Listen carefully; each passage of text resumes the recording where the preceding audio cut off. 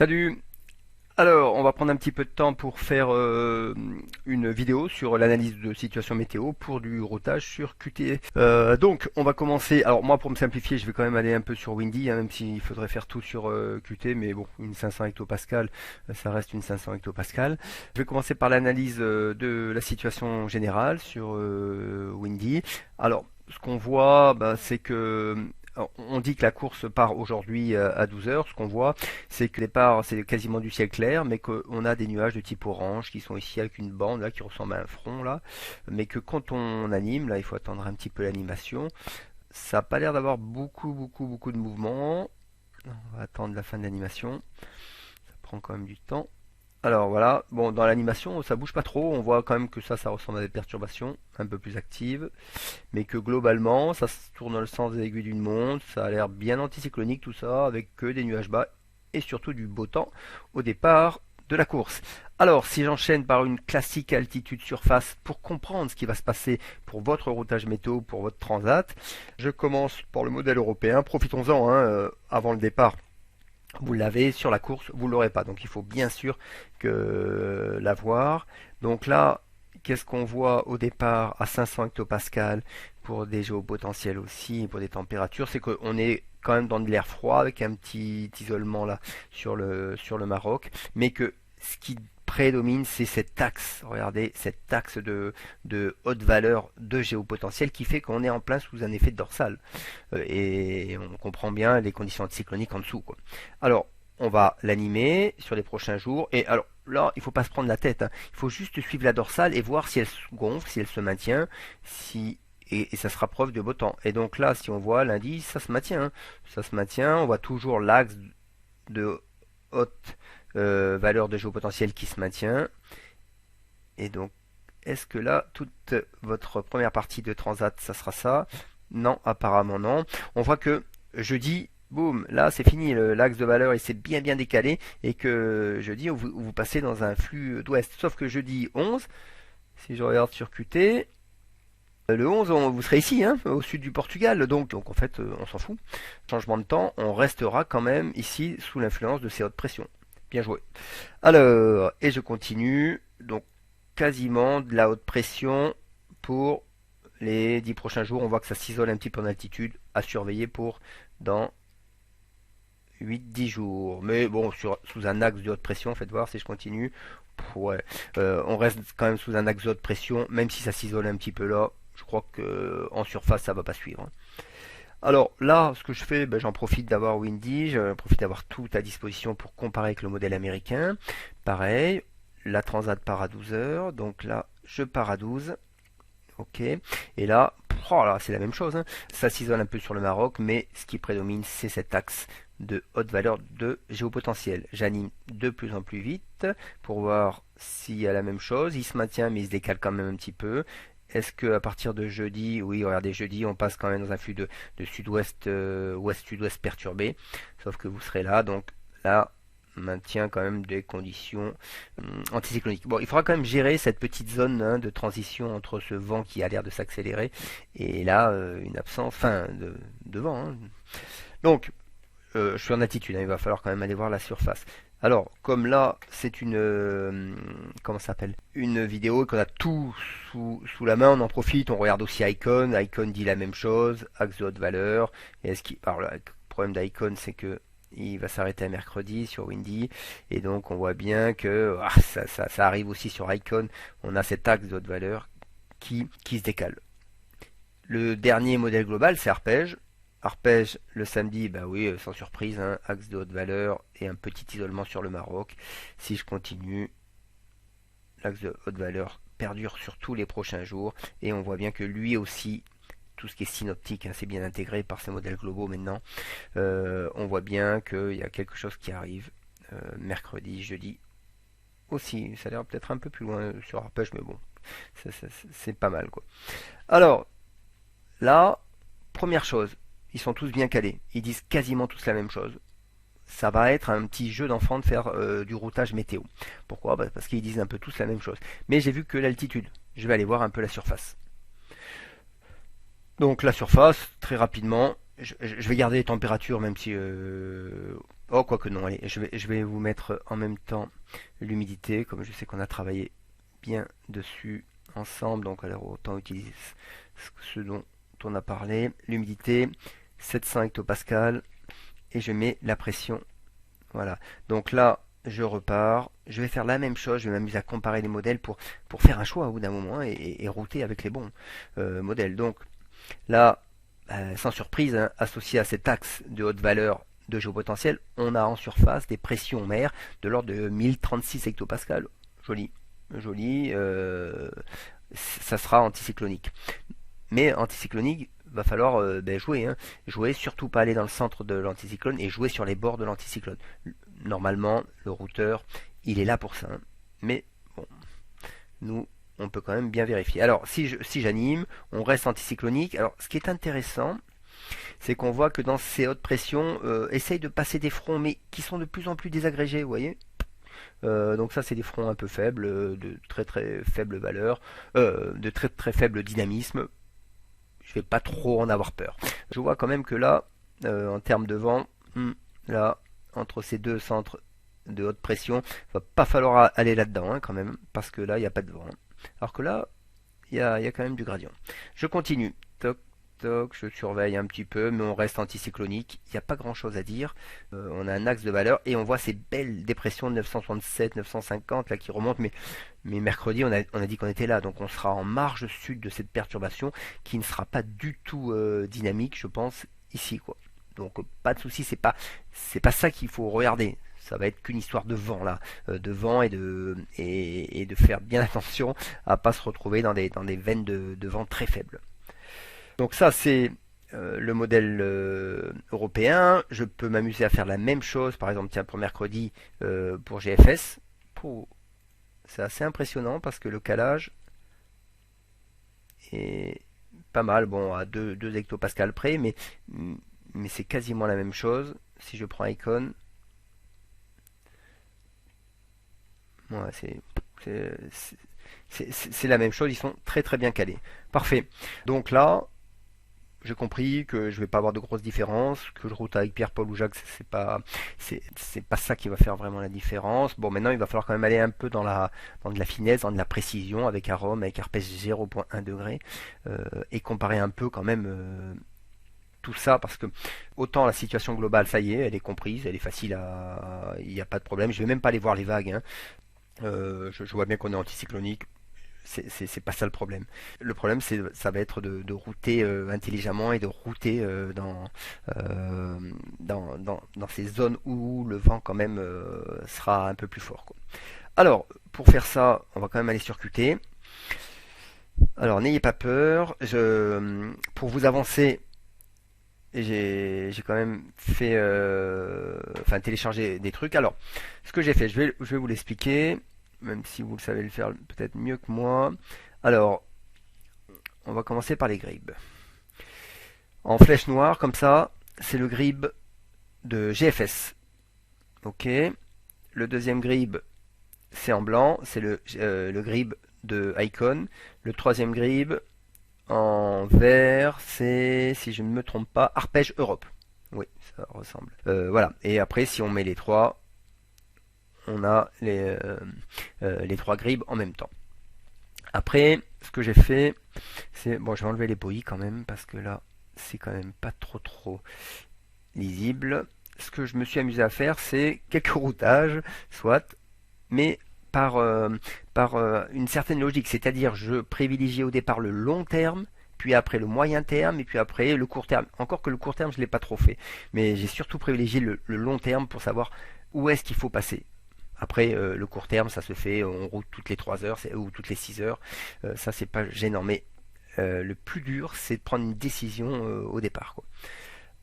Alors, qu'est-ce que j'ai fait? Ben, le long terme, j'ai regardé ce que j'avais pour aller à 10 jours, hein, pas quasiment. Bon, même si là, on va mettre 7-8 jours, pas plus, pour aller pour laisser l'île de Madère à tribord. Donc là, j'ai pris GFS of course, hein, parce que c'est le seul qui va très très loin. J'ai pris aussi Icon Europe. Malheureusement, sur Qt Arpège, il va qu'à 4 jours. Et vous aurez pas le modèle européen, ce qu'il y a de mieux, mais bon, tant pis, on fait avec ce qu'on a, hein. De toute façon, on a bien vu qu'ils étaient pas trop mal calés. donc il n'y a pas trop de crainte à avoir.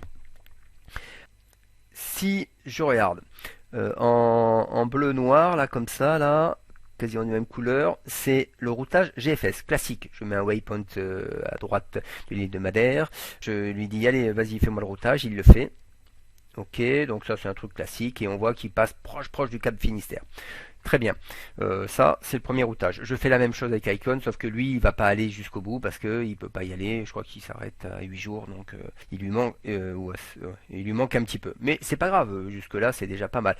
On voit que vers ici, ça ressemble à la même route, hein. Donc là, ça correspond bien à ce qu'on avait vu. C'est-à-dire que Icon, GFS sont quand même quasiment vachement bien calés.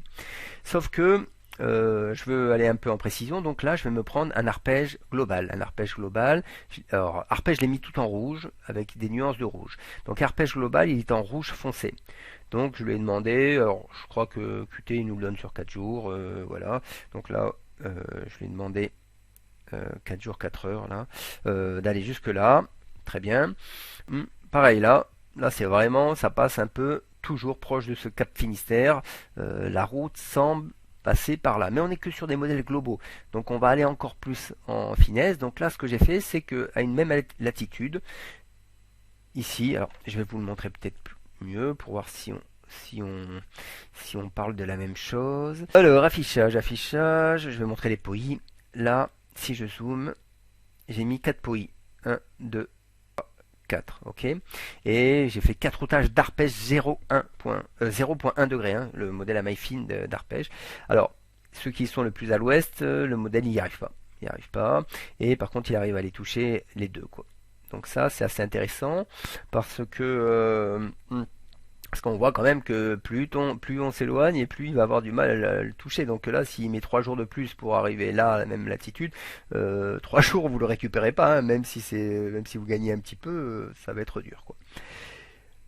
Une autre caractéristique que j'ai voulu voir, enfin un autre détail que j'ai voulu, donc j'ai pris GFS et je me suis dit quand même, je vais faire je vais voir si je peux pas gagner un petit peu en écartant ce point, en le faisant passer un petit peu vers là, quoi. Alors, j'aurais pu faire la même technique de mettre X POI, mais là, après ça surcharge. Donc là, ce que j'ai fait, c'est que sur le routage, j'ai pris un isochrone. J'ai fait éditer un pivot ici et j'ai mis un pivot ici, ce qui fait qu'en fait j'ai décalé le GFS en vert là, donc c'est aussi en vert du GFS, mais avec un pivot. Et donc on voit que même en décalant le routage de GFS, il revient de suite vers là.